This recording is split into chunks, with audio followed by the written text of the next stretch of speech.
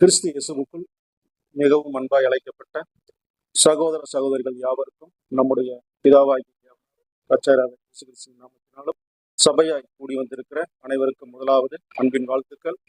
நம்முடைய வாழ்நாளிலே மேலும் ஒரு நாளை கூட்டி கொடுத்து இந்த நாளிலும் தேவனுடைய வார்த்தைகளை நாம் பேசவும் கேட்கவும் கிருபை செய்தபடியால் பிதாவாகிய தேவனுக்கு கோடான கோடி நன்றிகளையும் ஸ்தோத்திரங்களையும் நாம் இந்த வேளையிலே கூட நாம் ஏறெடுத்துக் கொண்டு இந்த நாளுக்குரிய பாடத்துக்குள்ளாக நாம் இப்போது கடந்து செல்வோம். இந்த நாளுக்குரிய பாடத்தினுடைய தலைப்பு என்னன்னு பார்த்தீங்கன்னா, மிரியாமுக்கு செய்ததை நினைத்து பாருங்கள் என்ற தலைப்பின் கீழே சற்று நேரம் நம்ம என்ன பண்ணலாம்னா தேவனுடைய வார்த்தைகளை நாம இப்ப தியானிக்கலாம். இதுக்கு ஆதார வசனமாக நாம் வாசிக்க கேட்கலாம். உபாகமம் 24ஆம் அதிகாரம் 9ஆம் வசனம். நீங்கள் எகிப்திலிருந்து புறப்பட்டு வருகிற வழியிலே உங்கள் தேவனாகிய கர்த்தர் மிரியாமுக்கு செய்ததை நினைத்துக் கொள்ளுங்கள். மிரியாமுக்கு செய்ததை நினைத்துக் கொள்ளுங்கள். இது யாருக்கு சொல்றாரு? இஸ்ரேல் ஜனங்களுக்கு தேவன் என்ன பண்றாருன்னா மிரியாமுக்கு செய்ததை நீங்க நினைத்து பாருங்கள் சொல்றாரு. சரி, என்னத்தை நினைச்சு பார்க்க சொன்னார் அப்படிங்கிறத நம்ம என்ன இன்னைக்கு பண்ண போறோம்னா அதை பாடமா பார்க்க போகிறோம். மிரியாம் யார்? முதல்ல இவங்களை பத்தி தெரிஞ்சுட்டு நாம அப்புறம் பாடத்துக்குள்ள போகலாம். மிரியாம் யார்?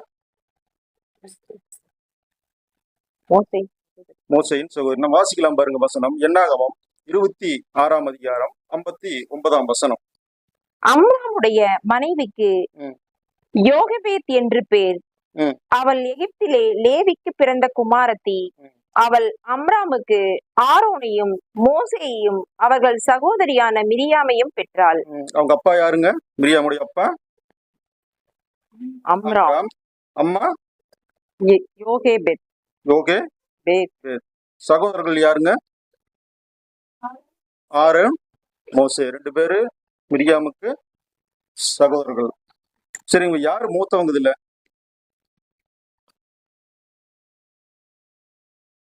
ஆரோன் தான் மூத்தவரா? மோசே தான் மூத்தவரா? 3 பேர்த்துல யாரு மூத்தவங்க? எதுக்கு நான் கேக்குறேன்னா தெரிஞ்சு வச்சுக்கலாமே. மிரியாம் தான் மூத்தவங்க. இவங்க 2 பேருமே என்னதாங்க? மிரியாமுக்கு தம்பி. முதல்ல மிரியாம், 2வது ஆரோன், 3வது என்னங்க? மோசே. மிரியாம் பாத்தீங்கன்னா மோசேயை விட 9-10 வருடங்கள் மிரியாம் மூத்தவங்க. மிரியாம். ஆரோன் பாத்தீங்கன்னா மோசேயை விட 3 வயது மூத்தவர். மோசேதான் என்னங்க கடைசி. சரிங்களா? இது எதுக்கு நான் சொல்ல வந்தேன்னா, இப்ப நிறைய பேருக்கு யாரு மூத்தவங்க இளையவங்க தெரியாது இல்லையா? அதனாலதான் இது புரி வைக்கிறதுக்கு தான் இப்ப நம்ம என்ன பண்ணோம்னா இதைய அந்த யாரு மூத்தவங்க இளையவங்கன்னு சொல்லிட்டு நாம அப்ப இதையே பார்த்தோம். இஸ்ரவேல் ஜனங்களை வழிநடத்துறதுக்கு பாத்தீங்கன்னா இந்த 3 பேர்த்தையுமே தேவன் எப்படி பயன்படுத்துறாருன்னு சொல்லி நம்ம வாசிக்கும் போது மீகா 6ஆம் அதிகாரம் 4ஆம் வசனம். நான் உன்னை எகிப்து தேசத்திலிருந்து வரப்பண்ணி அடிமைத்தன வீட்டிலிருந்து உன்னை மீட்டுக் கொண்டு மோசே, ஆரோன், மிரியாம் என்பவர்களை உனக்கு முன்பாக அனுப்பினேன். அப்ப தேவன் என்னதான் பண்ணிருக்காருன்னா 3 பேர்த்தையும் வல்லமையா என்ன பண்ணிருக்காரு? இஸ்ரவேல் ஜனங்களை வழிநடத்துறதுக்கு சிறப்பா என்ன பண்ணிருக்காரு? இவங்க 3 பேர்த்தையுமே பயன்படுத்திருக்காருன்னு சொல்லிட்டு நாம பாக்குறோம். மிரியாம் பாத்தீங்கன்னா ஒரு தீர்க்கதரிசின்னு கூட நம்ம வேதத்துல வாசிக்கிறோம். சரி, மிரியாமை குறித்து நாம் முதல்ல எங்க வாசிக்கலாம் அப்படின்னு சொல்லி பார்க்கும்போது எகிப்துல மோசே பிறக்கும் போதுதான் நம்ம மிரியாம் அங்க வர்றாங்க.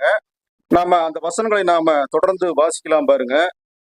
யாத்திராகமம் 2ஆம் அதிகாரம்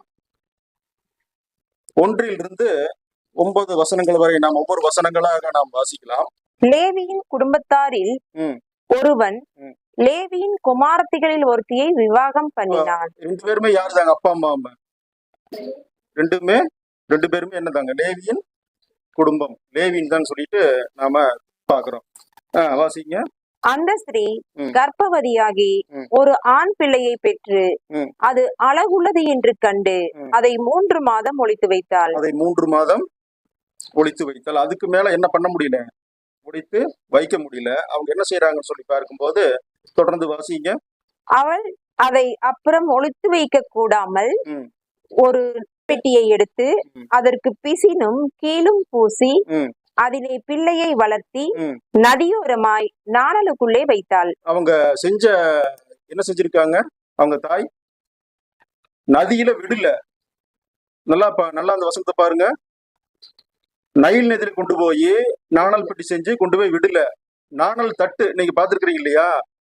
ஆத்துல எல்லாம் இருக்கும் இல்லையா? உயரமா வளர்ந்துருக்குமே நாணல் தட்டு. அவங்க என்ன பண்ணிருக்கிறாங்கன்னா, அடர்த்தியா வளர்ந்துக்கிற பக்கத்துல என்ன பண்ணிட்டாங்கன்னா, அந்த நாணலுக்குள்ள கொண்டு போய் அந்த பெட்டி செஞ்சு அந்த குழந்தைய வச்சு அதுல கொண்டு போய் சிக்க வச்சுட்டாங்க. அந்த நாணல் பெட்டிகளை கொண்டு போய் அடர்த்தியா இருக்கிற பக்கம் கொண்டு போய் வச்சுட்டாங்க.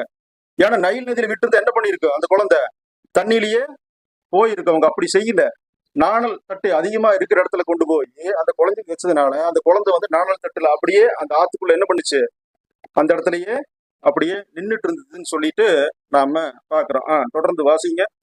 அதற்கு என்ன சம்பவிக்கும் என்பதை அறியும்படி அதன் தமக்கை தூரத்திலே நின்று கொண்டிருந்தாள். யாருங்க தமக்கை? மிரியாம். மிரியாம். இந்த இடத்துல என்னன்னா பேர் வந்து சொல்லல. இப்போ இந்த இடத்துல அவங்களுக்கு தமக்கைன்னு சொல்லி போட்டிருக்கு. வயசு என்ன இருக்குன்னு சொல்லி பார்க்கும்போது அப்ப அவங்களுக்கு வந்து அந்த இடத்துல மிரியாமுக்கு 9 இருந்து 10 வயசு இருக்கலாம்னு சொல்லிட்டு ஆராய்ச்சியாளர்கள் அந்த இடத்துல சொல்றாங்க. எந்த அளவுக்கு இது உண்மைன்னு தெரியல. அவங்க கணிச்சு என்ன பண்ணிருக்காங்க, இவ்வளவுதான் அந்த அவங்க வயசு இருக்குன்னு சொல்லிட்டு சொல்லியிருக்காங்க. அடுத்த வசனம். அப்பொழுது பார்வோனுடைய குமாரத்தி நதியில் ஸ்நானம் பண்ண வந்தாள். அவளுடைய தாதிகள் நதியோரத்தில் உலாவினார்கள். அவள் நாணலுக்குள்ளே இருக்கிற பெட்டியை கண்டு தன் தாதியை அனுப்பி அதை கொண்டு வரும்படி செய்தாள். இப்ப என்ன பண்றாங்க? பார்வோனுடைய குமாரத்தி நதியில ஸ்நானம் பண்றதுக்கு வராங்க. வரும்போது அந்த தாதிகள் எல்லாம் என்ன பண்ணிக்கிறாங்க? ஆத்தோரமா அப்படியே உலாவிட்டு இருந்திருக்காங்க. அதுக்கு இதுக்கும் நடந்துட்டு உலாவிட்டு இருக்கும் போது அந்த நாணல் பெட்டியில சிக்குன அந்த பெட்டியை பார்த்துட்டாங்க. உடனே என்ன பண்ணிருக்காங்க? போய் அதை எடுத்துட்டு வா, என்னன்னு சொல்லி பார்க்கலாம்னு சொல்லிட்டு அவங்கள தாதி அனுப்பும் போது அவங்க அதை எடுக்கிறாங்க. தொடர்ந்து வாசிங்க. அதை திறந்த போது பிள்ளையை கண்டாள். பிள்ளை அழுதது. அவள் அதன் மேல் இரக்கமுற்று இது எபிரேயர் பிள்ளைகளில் ஒன்று என்றாள். ஏன்னா இரக்கமுற்று அப்படின்னு சொல்லி பார்க்கும்போது அவங்களுக்கு என்ன ஏற்கனவே குழந்தை அவங்களுக்கு இல்ல. அதனால என்ன ஆச்சுன்னா அந்த குழந்தை பச்சை குழந்தையை பார்த்ததுமே அவங்களுக்கு அதன் மேல இரக்கம் உண்டாயிருச்சு. உடனே அதை எடுத்துக்கிறாங்க. தொடர்ந்து வாசிங்க.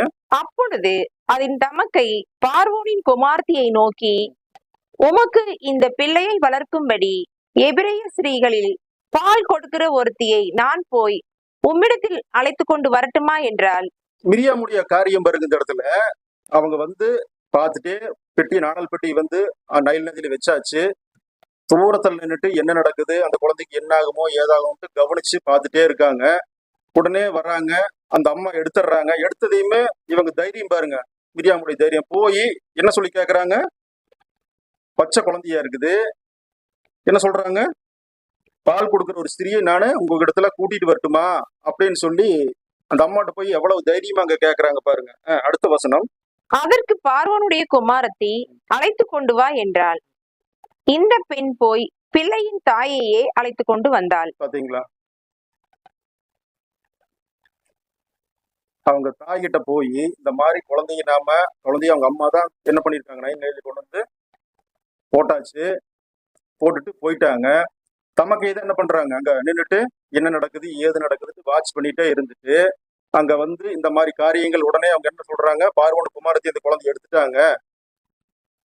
நீ என்ன பண்ணுமா, பால் கொடுக்கறதுக்கு நீயே அந்த குழந்தைய வந்து கொடுக்கறதுக்கு வாமான்னு சொல்லி கூப்பிடும் போது அந்த தாய்க்கு எப்படி இருந்திருக்கும்? அந்த இடத்துல ஆத்துல போட்டாச்சு. அந்த குழந்தை முடிஞ்சது, போச்சு. என்னாச்சோ ஏதாச்சான்னு தெரியாது. திரும்பவும் வந்து கூப்பிடும் போது குழந்தைய வளர்த்துறதுக்கு அந்த தாயே கூட்டிட்டு போகுது. தாயினுடைய மனநிலை எப்படி இருந்திருக்கும்? இந்த காரியத்தை அங்க செய்தது, இவ்வளவு ஞானமா செய்தது யாருன்னு சொல்லி பார்க்கும்போது யாருதான் செஞ்சாங்க? மிரியாம் தான் இந்த இடத்துல அந்த காரியத்தை அங்க செஞ்சாங்கன்னு சொல்லிட்டு நாம பார்க்கிறோம். வாசிங்க அடுத்த வசனம். 9ஆம் வசனம். பார்வோனுடைய குமாரத்தி அவளை நோக்கி, நீ இந்த பிள்ளையை எடுத்துக்கொண்டு போய் அதை எனக்கு வளர்த்திடு, நான் உனக்கு சம்பளம் கொடுக்கிறேன் என்றாள். அந்த ஸ்திரீ பிள்ளையை எடுத்துக்கொண்டு போய் அதை வளர்த்தாள். எப்படிங்க? முதல்ல அந்த குழந்தைய வளர்த்துறதுக்கு எவ்வளவு எதிர்ப்பு இருந்துச்சு எகிப்துல. ஆண் பிள்ளை பிறந்தா என்ன பண்ணணும்? ஆத்துல போட்டுறணும், நைல் நதியில கொன்னு விசிறிடணும். பெண் பிள்ளையா இருந்தா அவங்க என்ன பண்ணலாம்? வளர்க்கலாம். அப்படி இருக்கிற சூழ்நிலையில இந்த அம்மாவுக்கு அவருடைய குழந்தையவே கொண்டு வந்து கொடுத்து பணம் கொடுத்து வளர்க்க சொல்லும்போது இந்த அம்மனுடைய மனநிலை எவ்வளவு ஒரு சந்தோஷப்பட்டிருக்கும். என்ன பண்ணியிருப்பாங்க, ஒரு குறிப்பிட்ட காலம் பால் மறக்கிற வரைக்கும் ஒரு 5-6 வருடங்கள் குழந்தைய வச்சிருந்திருக்கலாம். அவங்க பால் மறந்து கொண்டு போய் அவங்க என்ன பண்ணியிருப்பாங்க, அரண்மனையில் கொண்டு போய் விட்டுருப்பாங்கன்னு சொல்லிட்டு நாம பாக்குறோம். இந்த சம்பவத்துல பாருங்க, மிரியாம் செய்த காரியம் என்னன்னு சொல்லி பார்க்கும்போது தன் சகோதரன் மேல மிகுந்த அன்பு இருந்துச்சு. அதனாலதான் என்ன பண்ணாங்க, அந்த குழந்தைக்கு என்ன ஆகுமோன்னு சொல்லிட்டு கண்ணும் கருத்துமா அங்க பார்த்துட்டு இருந்தாங்கன்னு சொல்லி பாக்குறோம். 2வது சொல்லி பார்க்கும்போது பார்வோன் குமாரத்திட்டு போய் என்ன பண்ணாங்க, தைரியமா பேசினாங்க. 3வது காரியம் சொல்லி பார்க்கும்போது ஞானமா செயல்பட்டாங்க. எப்படின்னா தன் தாயே என்ன பண்ணாங்க, குழந்தைக்கு பால் கொடுக்கறதுக்கு அங்க கூட்டிட்டு போனாங்க. இதுதான் அவங்க செஞ்ச இந்த 3 காரியங்கள் சொல்லிட்டு இந்த முதல் சம்பவத்துல நாம பார்க்கிறோம். அடுத்தது இந்த மிரியாமை குறித்து நாம பார்க்கும்போது மோசே வளர்ந்து என்ன ஆகுறா, பெரியவன் ஆகிறார். பெரியவன் ஆனதுமே என்ன பண்றாருன்னா, அங்க ஒரு எகிப்தியன் என்ன பண்றாருன்னா அவரு வெட்டி கொண்டு போடுறாரு. நான் வாசிக்கிறோம் இல்லைங்களா. உடனே யாருக்கு தெரிய வருதுன்னா பார்வோனுக்கு அங்க தெரிய வருது. பார்வோன் சும்மா இருப்பாரா, மோசையை கொல்ல பிளான் பண்ணிட்டார்.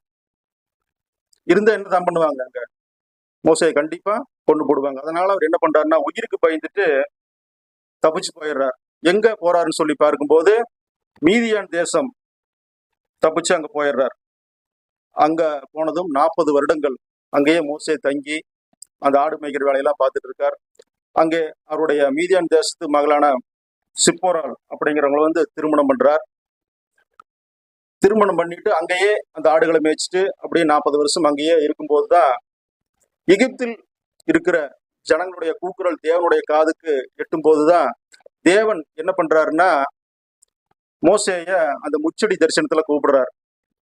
கூப்பிட்டு இங்க வாப்பா, இந்த மாதிரி என்னுடைய ஜனங்கள் எல்லாம் என்ன பண்றாங்க, ரொம்ப கூக்குரல் இடுறாங்க, என்னால அந்த சத்தத்தை கேட்க முடியல, நீங்க போய் என்ன பண்ணவங்கள விடுவிச்சுட்டு வான்னு சொல்லிட்டு மோசேயை கூப்பிட்டு சொல்லி என்ன பண்றாருன்னா எகிப்துக்கு மோசேயை அங்க அனுப்புறாரு. அப்படி மோசே போகும்போது பார்வோன்கிட்ட போய் நாம நிறைய வசனங்கள்ல வாசிக்கிறோம். இப்போ கேட்கிறாரு, விடுறதில்ல, திரும்ப திரும்ப கேட்கிறாரு, விடுறதில்ல.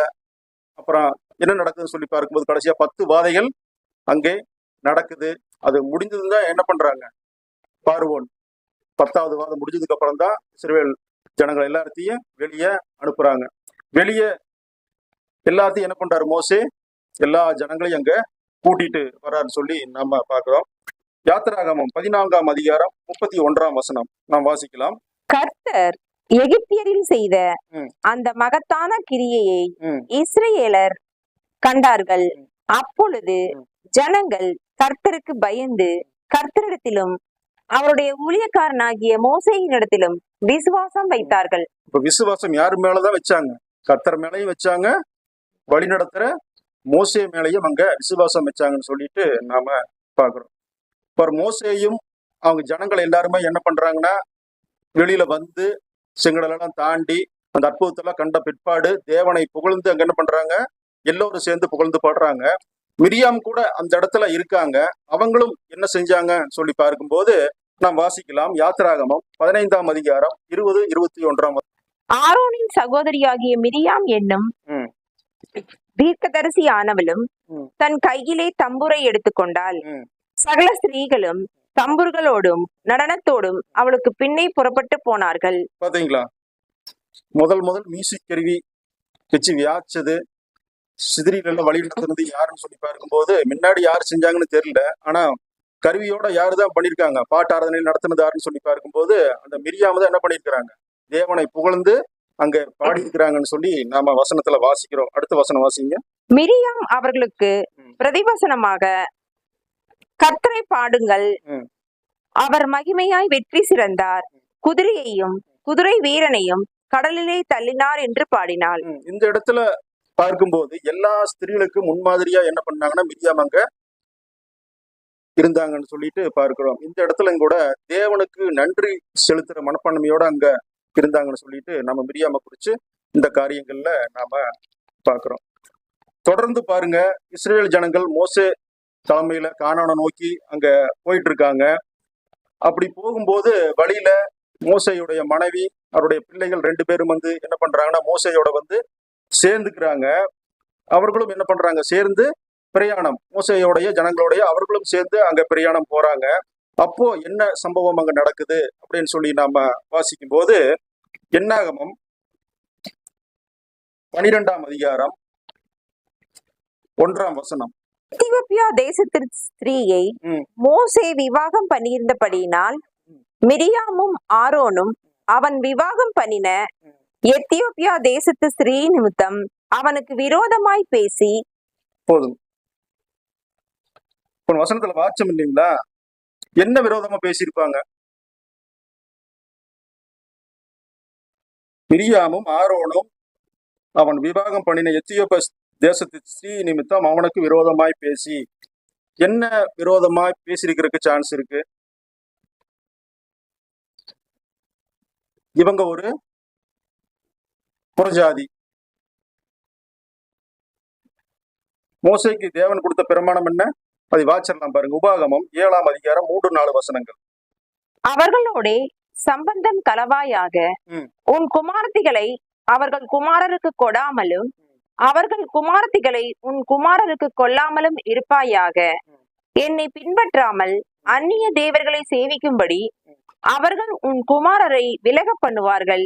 அப்பொழுது கர்த்தருடைய கோபம் உங்கள் மேல் மூண்டு உங்களை சீக்கிரத்தில் அழிக்கும்.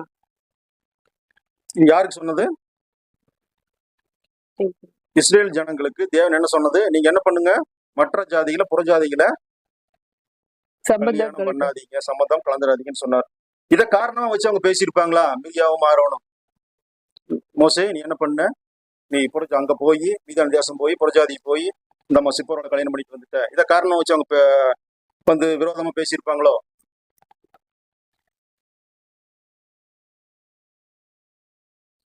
இது காரணம் இல்லை. எப்படி சொல்லலாம்னா, முதல்ல நியாயப்பிரமாணம் கொடுக்கப்பட்டிருந்துச்சா? நியாயப்பிரமாணம் வந்து மோசே தான் கொடுக்கப்படும். முன்னாடி நியாயப்பிரமாணம் எல்லாம் கொடுக்கப்படல. ஏன்னா மோசே மூலமா தான் பின்னாட்கள் தான் என்ன பண்ணுச்சுன்னா கொடுக்கப்பட்டுச்சு. இது எல்லாமே தேவனோட சித்தப்படிதான் ஒவ்வொரு காரியம் அங்க நடந்துட்டு இருக்கு.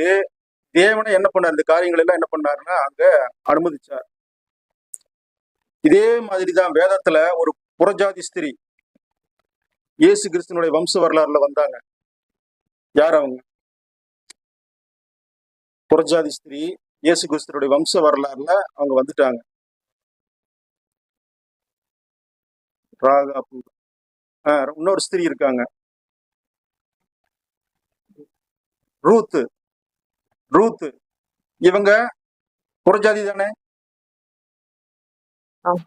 ஆனால் மனதளவுல என்ன பண்ணாங்க, மாறினதுனாலதான் என்ன பண்ணிட்டாங்க, இஸ்ரவேல் அங்க ஆயிட்டாங்க. அதை கூட நம்ம வாசிக்கலாம் பாருங்க. ரூத்து என்ன சொல்றாங்க அப்படிங்கிறத குறிச்சு நம்ம வாசிக்கலாம். ரூத் 1ஆம் அதிகாரம் 15-18 வரை வாசிங்க. அப்பொழுது அவள், இதோ உன் சகோதரி தன் ஜனங்களிடத்துக்கும் தன் தேவர்களிடத்துக்கும் திரும்பி போய்விட்டாலே, நீயும் உன் சகோதரியின் பிறகு திரும்பி போய் என்றாள். அதற்கு ரூத், நான் உம்மை பின்பற்றாமல் உம்மை விட்டு திரும்பி போவதை குறித்து என்னோட பேச வேண்டாம். நீர் போகும் இடத்திற்கு நானும் வருவேன், நீர் தங்கும் இடத்திலே நானும் தங்குவேன். உம்முடைய ஜனம் என்னுடைய ஜனம், உம்முடைய தேவன் என்னுடைய தேவன். இந்த இடத்துல என்ன பண்ணிட்டாங்க, அவங்க புறஜாதி தான். ஒருத்தர் என்ன பண்ணாங்க,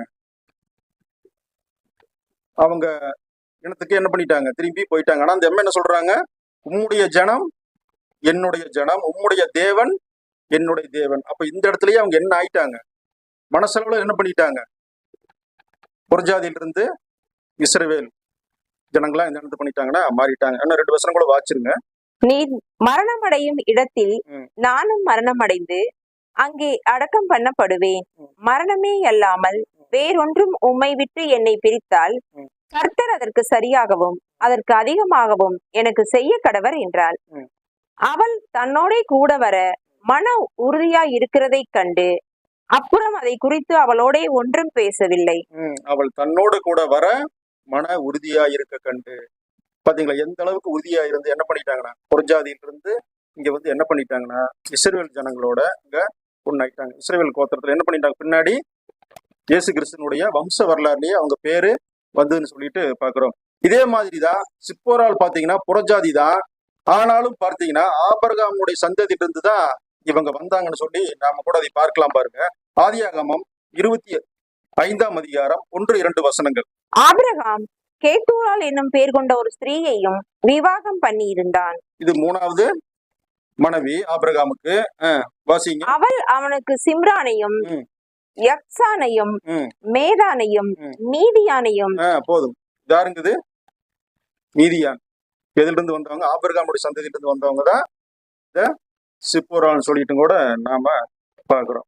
இது இந்த காரியத்தை எல்லாமே யார் அனுபவிச்சாங்கன்னு சொல்லி பார்க்கும்போது தேவன் தான் என்ன பண்ணாரு? அனுமதிச்சாரு. தேவ சித்தப்படிதான் ஒவ்வொரு காரியமும் என்ன பண்ணிட்டு இருக்குன்னா நடந்துட்டு இருக்கு. சரி, இதை பார்த்தாச்சு இல்லையா? சரி, வேற என்ன காரணம் இருந்திருக்கும்? இதை பார்த்தாச்சு. சரி, வம்சாவளி பத்தி பேசியிருப்பாங்களா அப்படின்னா அதை குறிச்சு இல்ல. புறஜாதி பத்தி அதுவும் இல்லை. அப்புறம் என்ன காரணமா தான் இருக்கும்? மிரியாம் விரோதமா பேசுற அளவுக்கு அது மனைவியும் பேசியிருக்காங்க. மோசேவும் கூட அந்த இடத்துல என்ன பண்ணியிருக்காங்க? விரோதமா பேசியிருக்காங்க. சரி, என்ன காரணம்? பொறாமை. மோசே மனைவி வந்ததும் ஊழியத்துக்கு அவங்க வந்துட்டாங்க. இவங்க எல்லாமே ஒன்னா டிராவல் பண்ணிட்டு இருக்காங்க. அப்படி போயிட்டு இருக்கும் போது இப்போ மோசேவோட அவங்க மனைவி வந்ததுமே அவங்களுக்கு சில பொறுப்புகள் கொடுக்கப்பட்டிருக்கலாம் இல்லையா? மனைவிக்கும் சில பொறுப்புகள், சில ஊழியங்கள் அங்க கொடுக்கப்பட்டிருக்கலாம். இதை செய்யன்னு சொல்லிட்டு கொடுக்கப்பட்டிருக்கலாம். கூடயே இருந்துட்டு இருந்ததாரு இத்தனை வருஷமா மிரியாம். புதுசா அங்க ஒரு ஆளு ஜாயின் பண்ணிட்டாங்க. இப்ப ஜனங்கள் எல்லாம் பார்த்திருப்பாங்க. இத்தனை நாளா கனப்படுத்திட்டு இருந்தவங்க மிரியாம் தானே பண்ணிட்டு இருந்திருப்பாங்க. ஒரே பெண்ணு, மோசையினுடைய குடும்பம் கனப்படுத்திட்டு இருந்திருப்பாங்க. திடீர்னு சிப்போரால் வந்ததுமே, சிப்போரால் இல்ல, சாரி, அதாவது இவங்க சிப்போரால் தானே, சிப்போரால் வந்ததுமே உடனே உங்களுக்கு என்ன ஆயிருக்கும்? ஜனங்கள் எல்லாம் என்ன பண்ணிட்டு இருப்பாங்க? சிப்போரால என்ன பண்ணிருப்பாங்க? ஒரு சில பேர் ஜனங்கள், இவருதான் மோசையினுடைய மனைவி அப்படின்னு சொல்லிட்டு கனப்படுத்திருப்பாங்க இல்லையா? அப்போ இது யாருக்கு அது பிடிக்கல? மிரியாமுக்கு அந்த இடத்துல பிடிக்கல. அதனாலதான் என்ன பண்ணாங்கன்னு சொல்லி பார்க்கும்போது மனைவி மேல பொறாமை மாத்திரம் இல்ல, மோசை மேல என்ன பண்ணாங்க? அந்த இடத்துல பொறாமைப்பட்டாங்க. பொறாமைப்பட்டுதான் என்ன பண்ணாங்கன்னா தேவையில்லாத பேச்சு, மோசைக்கு விரோதமா எதிராக அங்க என்ன பண்ணாங்கன்னா அங்க பேசினாங்கன்னு சொல்லிட்டு நாம அந்த இடத்துல பாக்குறோம். என்ன 12ஆம் அதிகாரம் 2ஆம் வசனம், அடுத்த வசனங்கள் நாம் வாசிக்கலாம் பாருங்க. கர்த்தர் மோசையை கொண்டு மாத்திரம் பேசினாரோ, எங்களை கொண்டும் அவர் பேசினதில்லையோ என்றார்கள். பாத்தீங்களா? வார்த்தை பாத்தீங்களா என்ன சொல்றாங்கட்டு? மோசையை ஏற்படுத்தினதாரு. மோசேதான் நான் லீடர் ஆகிறேன், எல்லா ஜனங்களுக்கு நான் வழிநடத்தன்னு சொல்லி மோசையை வலுக்கட்டாயமா உள்ள வந்தாரா? மோசே அந்த காரியத்தை ஒரு நாளும் செய்யவே இல்லையே. தேவன் தான் என்ன பண்ணார்? மோசையை கூப்பிட்டு அங்க எகிப்துல இருந்து வெளியில போய் அங்க போய் மீதி அடிமையா இருந்து 40 வருஷம் இருந்து மடி திரும்ப கூப்பிட்டது யாருதான்? தேவன் தான் அந்த காரியத்தை எல்லாமே கூப்பிட்டு என்னுடைய ஜனங்களை நீ என்ன பண்ண, லீடரா இருந்து வழி நடத்திடுவான்னு சொல்லிட்டு அவரு தான் அந்த பொறுப்பை, ஒரு கனமான ஊழியத்தை அங்க கொடுத்தாரு. ஆனா இவங்க என்ன பேசுறாங்க பாருங்க. மோசே மட்டும்தான் வச்சு முன்னாடி பேசுவாரோ, அவருதான் லீடரா உங்களுக்கு எல்லாமே. ஏன் எங்களையெல்லாம் வச்சு வழி நடத்தலையா? நாங்க 2 பேரும் தீர்க்கதரிசி இல்லையா? நாங்கெல்லாம் வழி நடத்தலையா? அப்படின்னு சொல்லி அந்த இடத்துல என்ன பண்றாங்கன்னா மோசேக்கு விரோதமாகவும் தேவனுக்கு விரோதமாகவும் என்ன பண்றாங்கன்னா அங்க பேசுறத நாம அந்த வசனத்துல நாம பாக்குறோம். இப்படி பேசினாங்க. அப்படி பேசும்போது நாம அந்த வசனத்துல கடைசியில வாசிக்கிறோம், கர்த்தர் அதை கேட்டார் அப்படின்னு சொல்லிட்டு நாம வாசிக்கிறோம். இப்ப மோசே பாருங்க, இந்த காரியத்துல எதுவுமே செய்யல. அவரா ஆசைப்படல, அவரா அந்த பொறுப்புக்கு வரல. கூப்பிட்டு கொடுத்தது யாருன்னா தேவன் தான். அப்படி இருக்கும்போது இவங்க குறை சொல்றாங்கன்னா யாரதான் குறை சொல்றாங்கன்னு அர்த்தம்? பிதாவாகி தேவனை தான் என்ன பண்ணிருக்கிறாங்கன்னா அவங்க குறை சொல்லிக்கிறாங்கன்னு நாம பாக்குறோம். மிரியாவும் ஆரோனும் பாத்தீங்கன்னா தீர்க்கதரிசி தான். 2 பேருமே தீர்க்கதரிசி தான் வேதத்துல எல்லாம் நம்ம வாசிக்கிறோம். இருந்தாலும் கூட மோசே படம் பயன்படுத்தின அளவுக்கு அவங்கள பயன்படுத்தினாரா? பயன்படுத்தல. ஏன்னா தேவன் யாருக்கு என்னென்ன செய்ய சித்தம் வச்சிருக்கிறாரோ என்ன பண்ணும் அதன்படிதான் அவர் நடத்துவார். அவருடைய சித்தப்படிதான் என்ன நடக்குதுன்னா ஒவ்வொரு நாளும் இந்த உலகத்துல எல்லா காரியங்களும் வேண்டியது நடக்குது. அவர் என்ன நிர்ணயிச்சிருக்கிறாரோ அதுதான் இந்த பூமியில நடக்கும். யாரை கொண்டு இஸ்ரவேல் ஜனங்கள் வழிநடத்த வேண்டிய திட்டம் போட்டாரோ அதன்படிதான் நடத்திட்டு வர்றார். இவங்க 2 பேர்த்தையும் விட கனமான ஊழியத்தை மோசேக்களை தான் என்ன பண்ணிருக்காரு, பொறுப்பெடுத்து அங்க கொடுத்துருக்காருன்னு சொல்லிட்டு நாம பாக்குறோம். இதே மாதிரிதான் மோசேக்கு எதிராக ஒரு குரூப் எழுப்புனாங்க. ஏன் அவரு தான் பண்ணுவாரா, அவரு தான் லீடரா, ஏன் நாங்க செய்ய மாட்டோமா, ஏன் நாங்க எல்லாம் பரிசுத்தவான்கள் தானே, அவரு மட்டும் தான் மிஞ்சின பரிசுத்தவானா அப்படின்னு சொல்லிட்டு ஒரு குரூப் பேசினாங்க. யார் பேசினாங்க? கோராகின் புத்திரர் பேசினாங்க.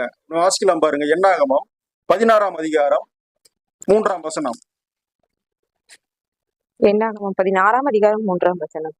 மோசேக்கும் ஆரோனுக்கும் விரோதமாக கூட்டம் கூடி அவர்களை நோக்கி, நீங்கள் மிஞ்சி போகிறீர்கள், நீங்கள் மிஞ்சி போகிறீர்கள், சபையார் எல்லாரும் பரிசுத்தமானவர்கள், கர்த்தர் அவர்கள் நடுவில் இருக்கிறாரே, இப்படி இருக்க கர்த்தருடைய சபைக்கு மேலாக உங்களை ஏன் உயர்த்துகிறீர்கள் என்றார்கள். என்ன சொல்றாங்க? நீங்களே உங்களை என்ன பண்ணிட்டீங்க, உயர்த்திட்டு இருக்கிறீங்கன்னு சொல்றாங்க ஜனங்கள்.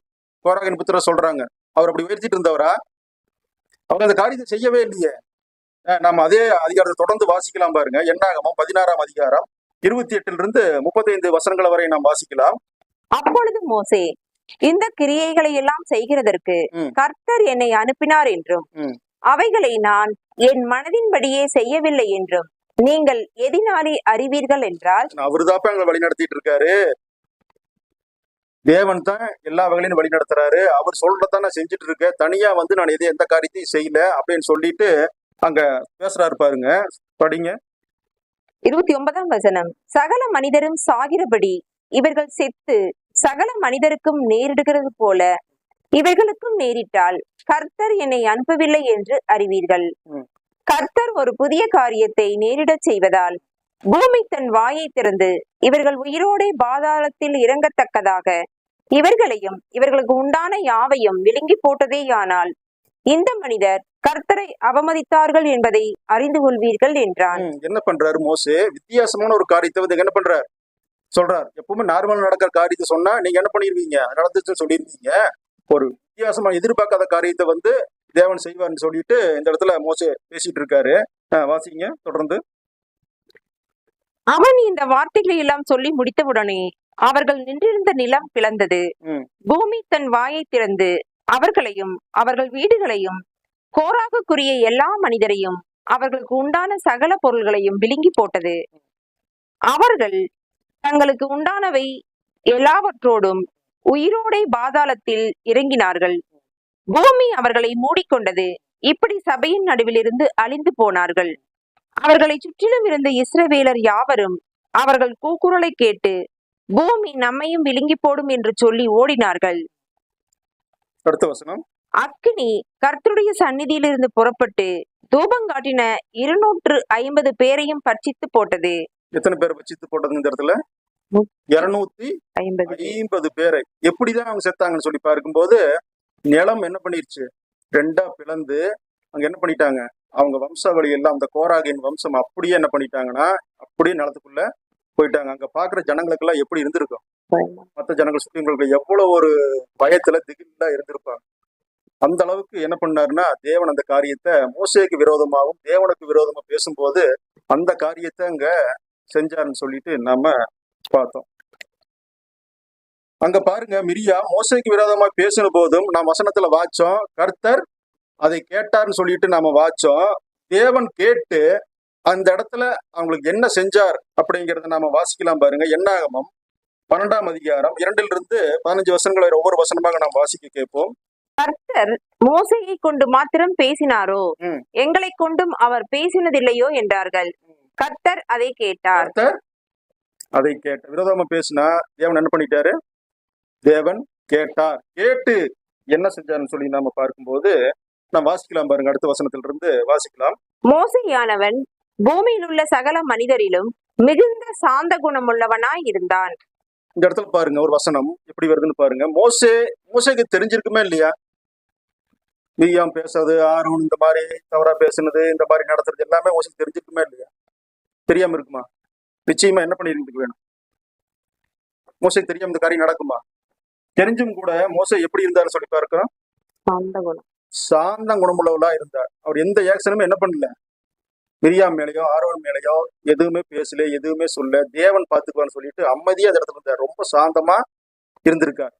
தொடர்ந்து வாசிங்க.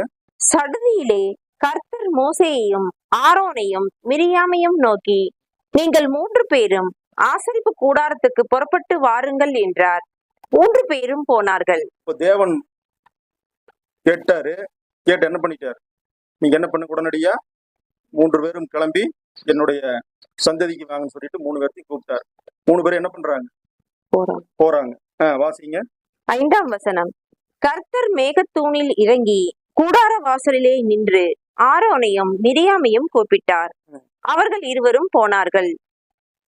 வாசிங்க. அப்பொழுது அவர், என் வார்த்தைகளை கேளுங்கள். உங்களுக்குள்ளே ஒருவன் தீர்க்கதரிசியாய் இருந்தால் கர்த்தராகிய நான் தரிசனத்தில் என்னை அவனுக்கு வெளிப்படுத்தி சொப்பனத்தில் அவனோடே பேசுவேன். ஒருத்தர் தீர்க்கதரிசியா இருந்தா நான் எப்படிதான் பேசுவேன், பேசியிருக்கிறேன். சொப்பனத்துல என்ன பண்ணுவேன்? நான் எல்லாத்துக்கிட்டையும் பேசி தீர்க்கதரிசியா இருந்தா எப்படிதான் பேசுவேன்னு சொல்றாரு தேவன். சொப்பனத்துலதான் நான் பேசுவேன் அப்படின்னு சொல்றாரு. அடுத்த வசனம் பாருங்க, தேவன் என்ன சொல்றாருன்னு வாசிங்க. என் தாசனாகிய மோசேயோ அப்படிப்பட்டவன் அல்ல. என் வீட்டில் எங்கும் அவன் உண்மை உள்ளவன். நான் அவருடன் மறைபொருளாக அல்ல, முகமுகமாகவும் பிரத்யட்சமாகவும் பேசுகிறேன். அவன் கர்த்தரின் சாயலை காண்கிறான். இப்படி இருக்க நீங்கள் என் தாசனாகிய மோசேக்கு விரோதமாய் பேச உங்களுக்கு பயமில்லாமற் போனதென்ன என்றார். தீர்க்கதரிசியா தான் நான் எப்படி பேசினேன்? சொப்பனத்துல பேசினேன். ஆனா என்னுடைய தாசனாகிய மோசையிட்ட நான் எப்படி பேசுறேன்? முகமுகமா பேசுறேன். அப்படி நான் இருக்கும்போது மோசையை நானும் மோசையும் அப்படி இருக்கும்போது நீங்க எப்படி மோசைக்கு விரோதமா நீங்க பேசுனீங்க? எப்படி உங்களுக்கு இந்த பயம் இல்லாம போச்சு அப்படின்னு சொல்லிட்டு தேவன் அந்த இடத்துல கேட்டார். 2 பேர்த்துக்கும், மிரியாமுக்கும் ஆரோனுக்கும் அந்த இடத்துல எப்படி இருந்திருக்கும்? தேவனே இந்த மாதிரி பேசுனா எப்படி இருந்திருக்கும்? தொடர்ந்து வாசிங்க. கர்த்தருடைய கோபம் அவர்கள் மேல் மூண்டது, அவர் போய்விட்டார். கர்த்தருடைய கோபம் அவர்கள் மேல் மூண்டது, அவர் போய்விட்டார். வாசிங்க. மேகம் கூடாரத்தை விட்டு நீங்கி போயிற்று. மிரியாம் உறைந்த மலையின் வெண்மை போன்ற குஷ்டரோகியானாள். ஆரோன் மிரியாமை பார்த்தபோது அவள் குஷ்டரோகியா இருக்க கண்டான். வெண்குஷ்டம் எப்படி இருக்கு? உடம்பு பூரா வெள்ளையா இருக்கும் இல்லையா? ஆரோன் அதை பார்த்திருப்பார் இல்லையா? ஆரோனுக்கு எப்படி இருந்திருக்கு? ஏன்னா பேசுனது 2 பேர் தானே. எந்த அளவுக்கு ஒரு அது தண்டனையா இருந்திருக்கும் அது. வெண்குஷ்டம், உடம்பு பூரா வெண்குஷ்டம் வந்தா எப்படி இருக்கும்? வாசிங்க தொடர்ந்து. ஆரோன் மோசேயை நோக்கி, என் ஆண்டவனே, நாங்கள் புத்தீனமாய் செய்த இந்த பாவத்தை எங்கள் மேல் சுமத்தாதிரும். உடனே என்ன பண்ணிட்டாரு ஆரோன்? மோசேட்ட சரண்டர் ஆயிட்டார். நாங்க என்ன பண்ணிட்டோம்? புத்தீனமா இந்த காரியத்தை நாங்க செஞ்சுட்டோம், இங்க மேல இந்த பாவத்தை சுமத்தராதீங்கன்னு சொல்லிட்டு பேசுறாரு. வாசிங்க தொடர்ந்து. தன் தாயின் கர்ப்பத்தில் பாதி மாம்சம் அழுகி செத்து விழுந்த பிள்ளையை போல அவள் ஆகாதிருப்பாளாக என்றான். அப்பொழுது மோசே கர்த்தரை நோக்கி, என் தேவனே, அவளை குணமாக்கும் என்று கெஞ்சினான். கர்த்தர் மோசேயை நோக்கி, அவள் தகப்பன் அவள் முகத்திலே காரி துப்பினதுண்டானால் அவள் 7 நாள் வெட்கப்பட வேண்டாமோ? அது போலவே அவள் 7 நாள் பாளையத்துக்கு புறம்பே விலக்கப்பட்டிருந்து பின்பு சேர்த்து கொள்ளப்பட கடவள் என்றாள். அப்படியே மிரியாம் 7 நாள் பாளையத்துக்கு புறம்பே விலக்கப்பட்டிருந்தாள். மிரியாம் சேர்த்து கொள்ளப்படும் மட்டும் ஜனங்கள் பிரயாணம் பண்ணாதிருந்தார்கள். பாருங்க, மோசே இந்த இடத்துல என்ன காரியம் செய்யறார்? மிரியாமும் ஆரோனும் இந்த காரியத்தை செஞ்சாங்க, விரோதமா பேசினாங்க. மோசே இந்த இடத்துல என்ன பண்றார்? ஆரோன் கேட்டதுமே தேவனை நோக்கி என்ன பண்றாரு? அந்த குணமாகுன்னு சொல்லிட்டு ஜெபம் பண்றதுக்கு அங்க ஆரம்பிச்சாருன்னு சொல்லிட்டு நாம பார்த்தோம். அவங்களுக்கு கிடைச்ச, மிரியாமுக்கு கிடைச்ச தண்டனை என்ன பார்த்தோம்? குஷ்ட ரோகம் 7 நாள். 7 நாள் கழிச்சுதான் குணமாவாங்க. குணமானதுக்கு அப்புறம் என்ன பண்ண முடியும்? இஸ்ரேல் ஜனங்களோட அங்க பிரயாணம் பண்ண முடியும். இந்த மாதிரி அவங்களுக்கு தண்டனை அங்கே கிடைச்சது. இப்போ இந்த ஒரு காரியத்துல நமக்கு ஒரு கேள்வி வரும். என்ன கேள்வி? இல்ல, பாடம் பார்க்கலாம். இப்போ பேசுனது யாரு? மிரியாமும் ஆரோனும் தான் பேர். மிரியாம் கூட தண்டனை கிடைச்சது, ஆரோனுக்கு கிடைக்கல. ஏன் ஆரோன் கூட தண்டிக்கப்படல? கேள்வி வருது இல்லையா? இப்ப 2 பேரும் தான் பேசினாங்கன்னு சொல்லிட்டு வேதத்துல இருக்கு. 2 பேரும் தான் பேசியிருக்காங்க. மிரியாமுக்கு மட்டும் தண்டனை 7 நாள் குஷ்டரோகம் பிடிச்சிருச்சு. ஆனா ஆரோன் தண்டிக்கப்படல. ஆரோனை தேவன் விட்டுட்டார். என்ன காரணமா இருக்கும்? ஆசாரிய ஊழியம் பண்ணணும். ஆரோனை போல் அழைக்கப்பட்டால் கரெக்ட், ஆரோனை கரெக்ட் தான், நீங்க சொல்றது கரெக்ட் தான். ஆரோனுக்கு தண்டனை கிடைச்சிட்டா அவருதான் மற்றவங்களுடைய குஷ்டரோகத்தை பார்த்து அவருதான் வந்து என்ன பண்ணணும், இத்தனை நாள் நீ விளக்கப்பட்டிருப்ப, மறுபடியும் வந்து நீ என்கிட்ட காட்டினீங்கன்னா நான் ஓகே சொன்னது நீ என்ன பண்ண முடியும், உள்ள வர முடியும்னு சொல்லிட்டு அவர் தான் சொன்னார். அதனாலையும் கூட இப்படி பண்ணியிருக்கலாம். இது ஒரு ஆப்ஷன் கூட நாம் பார்க்கலாம். இன்னொன்னு பார்க்கும்போது இது அனுமானம் தான், இது எப்படி நடந்திருக்குன்னு யூகிக்க முடியாது. மிரியாம் வந்து இந்த காரியத்துல ஆரோனையும் கூட என்ன பண்ணிருக்கலாம், தூண்டி விட்டு அதிகமான பொறுப்பு யாருக்கு தான் இருந்திருக்கும், மிரியாமுக்கு தான் இருந்திருக்கும். அதனாலையும் கூட என்ன பண்ணியிருந்திருக்கலாம், தேவன் மிரியாவை மட்டும் தண்டிச்சுட்டு ஆரோனை வந்து தண்டிக்காம விட்டுருக்கலாம். ஏன்னா ஆரோனை குறித்து பார்க்கும்போது இவர் யோசிக்காமல் என்ன பண்ணுவார், திடீர்னு காரியங்களை செஞ்சிருவார். இதே மாதிரிதான் ஒரு காரியத்தை செஞ்சார், யோசனையே பண்ண மாட்டாரு, என்ன நடக்குது என்ன நடக்கும் அப்படின்னு சொல்லிட்டு யோசனை பண்ணியே செய்ய மாட்டார். இந்த மாதிரி ஒரே ஒரு காரியத்தை செஞ்சார். என்ன காரியம் தெரியுங்களா அவரு செஞ்சது, மோசே வந்து மலை மேல போயிட்டாரு, வர்றதுக்கு நாளாயிருச்சு, ஆளை காணோம். ஜனங்கள் உடனே என்ன பண்றாங்க, மோசையை பார்த்து ஆரோனை பார்த்து, மோசே போனாரு, என்னாச்சோ ஏதாச்சோ தெரியல, எங்களை வழி நடத்துறதுக்கு தெய்வங்கள் ஒண்ணும் இல்லைன்னு சொன்னதுமே இவர் என்னதான் பண்ணியிருந்திருக்க வேணும், வந்துருவாருப்பா வெயிட் பண்ணுங்க பார்க்கலான்னு சொல்லியிருந்திருக்கணும், இல்ல வேற ஏதோன்னு இவரு அரேஞ்ச் பண்ணிருக்கலாம். அதை விட்டுட்டு என்ன பண்ணிட்டாரு, எல்லாத்துடைய நகையும் கொண்டு வாங்கன்னு சொல்லிட்டு என்ன பண்ணிட்டாருன்னா, அங்க எகிப்தில் வணங்கிட்டு இருந்தாங்க பாத்தீங்களா கன்றுக்குட்டிய, அதை வந்து என்ன பண்ணிட்டாரு, நகையெல்லாம் வாங்கி செஞ்சு கொடுத்துட்டாரு. இந்த மாதிரி அவர் என்ன பண்ணிட்டாருன்னா ஆரோன் யோசிக்காம அந்த ஒரு காரியத்தை அந்த இடத்துல செஞ்சார். இங்க எப்படி மிரியாம் சொன்னதும் கேட்டுட்டு அந்த மோசைக்கு விரோதம் பேசினாரோ அதே மாதிரி அங்கேயும் என்னதான் பண்ணார், யோசிக்காம ஒரு திடீர் உணர்ச்சி வசப்பட்டு செய்யக்கூடியவரா அந்த காரியங்களை செய்யக்கூடியவரா இருந்தான்னு சொல்லிட்டு நம்ம ஆரோனை குறித்து நாம பார்க்கிறோம். இப்ப அடுத்தது பார்க்கும்போது மிரியாம் பாத்தீங்கன்னா 7 நாள் குஷ்டரோகம் பிடிச்சு இருந்தாங்க அங்க. அந்த 7 நாளும் எப்படிதான் ஃபீல் பண்ணிட்டு இருந்திருப்பாங்க, அவங்களுடைய மனநிலை அங்க எப்படி இருந்திருக்கு. இத்தனை நாளா இஸ்ரேல் ஜனங்களோட டிராவல் பண்ணிட்டு இருக்காங்க. மோசே ஆரோன் ஜனங்கள் எல்லாத்தோடையும் வந்து நல்ல ஒரு பேர் புகழோட முன்னாடி நின்று இந்த உடையத்தை செஞ்சுட்டு இருக்காங்க. அப்படி இருக்கும்போது இந்த மிரியாமை குறிச்சு பார்க்கும்போது குஷ்டரோகம் பிடிச்சு 7 நாள் அங்க இருந்தாங்க இல்லையா, இந்த 7 நாளை எப்படிதான் ஃபீல் பண்ணிட்டு இருப்பாங்க, எவ்வளவு வருத்தப்பட்டு இருப்பாங்க. ஜனங்களுக்கு லீடரா இருந்தவங்க, ஜனங்களை வழிநடத்தினவங்க, மோசே கூட ஆரோன் கூட உடைய இருந்து எல்லா ஜனங்களையும் பார்த்து வழிநடத்துறவங்க, ஒரு மதிப்பு மிக்க ஒரு நிலையில இருந்திருப்பாங்க இல்லையா, அவங்க மனசு எவ்வளவு ஒரு ஃபீல் பண்ணியிருக்கும். நிச்சயமா இதுக்கப்புறம் வந்து இந்த மாதிரி தவறு அங்க செஞ்சிருப்பாங்களா, வேதத்துல படிச்சு பார்க்கும்போது இதுக்கப்புறம் பார்த்தீங்கன்னா அதிக ஆண்டுகள் அங்க டிராவல் பண்ணிட்டு இருக்கிறாங்க. கிட்டத்தட்ட 20-30 ஆண்டுகளுக்கு பின்னாடி அப்படியே போகும்போது இந்த மாதிரி தவறு அங்க வந்து அங்க செய்யவே இல்லை. அதனாலதான் நம்ம மீகாவில ஒரு வசனம் வாசிங்கதைய மீகா 6.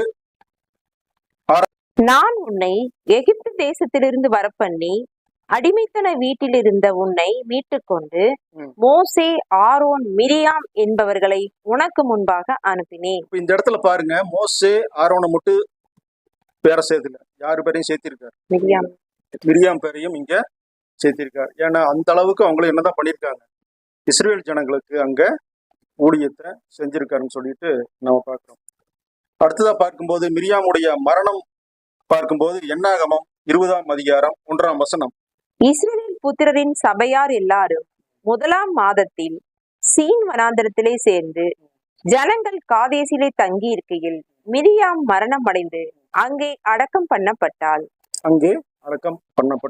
எப்ப அவங்க இறந்து போனாங்கன்னு சொல்லி பார்த்தோம்னா, இஸ்ரவேல் ஜனங்கள் வந்து கானானுக்குள் போவதற்கு முன்னால் அந்த அலைஞ்சு திரிந்த கடைசி வருஷம் என்ன பண்ணாங்கன்னா, இவருடைய மரணம் அங்கே நடக்குது. இவங்க மரிக்கும் போது அவங்களுக்கு வயசு எவ்வளவு இருந்திருக்கலாம் அப்படின்னு சொல்றாங்கன்னா 130 வருஷம் இருக்கலாம் அப்படின்ட்டு அங்க ஆராய்ச்சியாளர்கள் அங்க சொல்றாங்க. இப்ப மிரியாமுடைய இவங்க வாழ்க்கையை பார்க்கும்போது எகிப்து தொடங்கி அவருடைய மரணம் மட்டும் இஸ்ரவேல் ஜனங்க நன்மைக்காக என்ன பண்ணிட்டு இருந்தாங்க, அவங்க வாழ்ந்துட்டு வந்தாங்க. அந்த கனமான ஊழியத்தை அவங்க என்ன பண்ணாங்கன்னா சிறப்பா செஞ்சு முடிச்சாங்க. அவங்களுடைய வாழ்க்கையில ஒரு சின்ன சின்ன தவறுகள் வந்தது. அதை சரிஞ்சிட்டு என்னதான் பண்ணாங்க, தன்னுடைய ஊழியத்தை திரும்பவும் என்ன பண்ணாங்கன்னா தேவனுக்கு பிரியமா அங்கே கூட சேர்ந்து சகோதர சகோதரிகளோட கூட சேர்ந்து அங்க செஞ்சாங்கன்னு சொல்லிட்டு பாக்குறோம். இந்த பாடத்தை நாம தீர்க்கதரிசனமா நாம் பார்த்தாம கூட குஷ்டரோகம் எதை அடையாளப்படுத்துகிறதுன்னு சொல்லி நம்மளுக்கு தெரியும், பாவத்தை அடையாளப்படுத்துகிறது. இப்போ ஒட்டுமொத்த உலக ஜனங்களும் குஷ்டரோகம் அப்படிங்கிற பாவத்திலிருந்து என்ன பண்ணுவாங்க, பாவத்துக்குள்ளதான் இருக்கிறாங்க. இயேசு கிறிஸ்துவோட ராஜ்யத்துல எல்லாரும் உயிர்த்தெழுந்து வரும்போது அதே மனநிலை தான் என்ன பண்ண போறாங்க, வருவாங்க. வந்து அங்க என்னதான் பண்ண போறாங்க, இயேசு கிறிஸ்து மூலமா தான் அந்த பாவம் அங்க அவர்களுக்கு நிவர்த்தி ஆகும் அப்படிங்கறது கூட நாம இந்த பாடத்திலிருந்து நாம பார்க்கிறோம். சரி, இதெல்லாம் பார்த்து முடிச்சாச்சு. இந்த பாடத்துல இருந்து நமக்கு என்ன பாடம்? பாடம் பார்த்தோம், பிரியாமுடைய வாழ்க்கையும் பார்த்தோம். கடைசியா நம்மளுக்கு என்ன பாடம் அப்படின்னு சொல்லி பார்க்கும்போது, நாமும் இந்த எகிப்து அப்படிங்கிற உலகத்திலிருந்து தான் நம்ம பயணம் எங்க நோக்கிதான் இருக்குது, பரமகாணனை நோக்கித்தான் நம்முடைய பயணமும் இருக்குது. நம்ம பயணம் போறோம். நம்முடைய வாழ்க்கையிலும் இந்த மாதிரி சின்ன சின்ன தவறுகள் எல்லாமே வரலாம். வருமா வராதா? நிச்சயமா வரும். நம்ம சகோதர சகோதரிகளை பார்த்து பொறாமப்படுறது, ஏதாவது ஒரு வகையில பேசுறது நம்முடைய வாழ்க்கையிலும் வரும். நாம என்ன பண்ணக்கூடாதுன்னா, மிரியாம் மாதிரி சகோதரர் மேல பொறாமையோ கேலி பேச்சோ, அதாவது தேவையில்லாத பேச்சோ நம்ம என்ன பண்ணக்கூடாதுன்னா பேசக்கூடாது. அவர்கள்கிட்ட என்ன நல்லது இருந்ததோ நம்ம என்ன பண்ணணும், மிரியாம் கிட்ட அந்த விஷயங்கள் மாத்திரம் நம்ம எடுக்கணும். அவங்க செஞ்ச தவற நம்ம என்ன பண்ணக்கூடாதுன்னா, அந்த மாதிரி தவறுகளை நம்ம சகோதர சகோதரி மேல அந்த பொறாமைகள் என்ன நமக்கு வராம நாம எச்சரிக்கையா நம்மளை நாமே பார்த்து கொள்ளணும். அங்க மோசே செஞ்சாரு பாத்தீங்களா, என்ன செஞ்சார்? இவங்க 2 பேரும் பொறாமப்பட்டாங்க. ஆனா மோசே என்ன பண்ணார், ஆரோன் போய் கேட்டதுமே இவர்களுக்காக என்ன பண்ணார், தேவனிடம் ஜெபம் பண்ணார். தேவனுடைய பிள்ளைகள் எப்படி இருக்க வேணும்னா, நம்ம சகோதர சகோதரி பொறாமை படக்கூடாது. நம்ம அவங்களை மன்னிச்சு அவங்க சகிச்சு நம்ம என்ன பண்ணணும், சகோதர சகோதரிகளுக்காக நாம ஜெபம் பண்ண வேணுமோ வழிய நம்ம இந்த மாதிரி எண்ணங்கள்ல இருக்கக்கூடாதுன்னு சொல்லிட்டு நாம பாக்குறோம். ஆண்டவராக இயேசு கிறிஸ்து கூட எப்படி இருந்தாருன்னு சொல்லி பார்க்கும்போது, நம்ம ஒரு வசனம் வாசிக்கும் போது, வாசிக்க வேண்டாம் நான் சொல்லிடுறேன், 11:29 மத்தேயு 11:29 நாம் வாசிக்கும் போது, சாந்தமும் மனத்தாழ்மையுமாய் இருக்கிறேன்னு சொன்னார். நாமளும் என்னதான் பண்றோம், இயேசு கிறிஸ்துவ பின்பற்றி தான் வந்திருக்கோம்.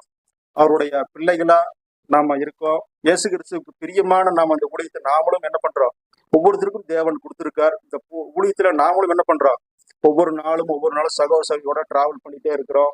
இந்த மாதிரி காரியங்கள் வரும்போது நம்மளை நாம என்னதான் பண்ணிக்க வேணும், நம்மளை நாமே இந்த காரியத்திட்ட வந்து நம்மளை திருத்திட்டு திரும்பவும் என்ன பண்ணணும், இந்த கடமான ஊழியத்தை நாம் ஒவ்வொருத்தரும் எப்படிதான் செய்யணும், தேவனுக்கு பிரியமாகவும் இயேசு கிறிஸ்து பிரியமாகவும் இந்த ஊழியத்தை வந்து நம்ம நிறைவா செஞ்சு முடிக்க வேணும். ஏன்னா நம்ம வசனத்துல வாசிக்கிறோம் இல்லையா, இந்த சாந்த மனத்தாழ்மை அப்படிங்கிறத தேவனுடைய சமூகத்துல பார்வையில எப்படிதான் இருக்குது, விலையேற பெற்றதா இருக்குதுன்னு சொல்லிட்டு நாம பார்க்கிறோம். அதனால இந்த கடைசி நாட்கள்ல நாம வந்து நமக்கு குஷ்டரோகம் அப்படிங்கிறத பாவத்திலிருந்து நம்ம எந்த பாவங்களையும் செய்யாம ஆவியின் கணிகளை இன்னும் வரக்கூடிய நாட்கள்ல அதிகமா வளர்த்து கொண்டு நாம தேவ சமூகத்துல இன்னும் நம்ம அதிகமா ஊழியத்தை செய்ய தேவன் தாமே நம்ம ஒரு கிருபை செய்து வழி நடத்துவாராக. பொறுமையோடு கேட்டவங்களை தேவன் தாமே ஆசீர்வதிப்பாராக. ஆமென்.